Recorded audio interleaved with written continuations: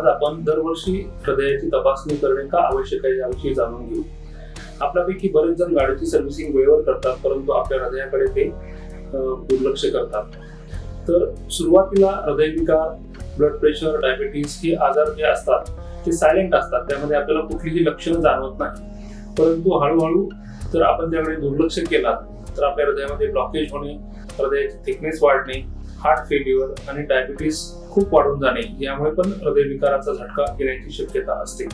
त्यामुळे आपण दरवर्षी जेव्हा आपल्याला काही त्रास नसतो त्यावेळी सुद्धा आपण हे धोके आधीच ओळखू शकतो.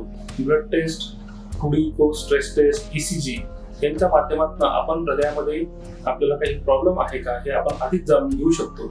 आणि जर आपल्याला काही ॲबनॉर्मॅलिटीज आढळल्या तर त्यावर आपण मेडिसिन घेऊन भविष्यात होणाऱ्या हार्ट अटॅक पासून आपण स्वतःची काळजी घेऊ शकतो.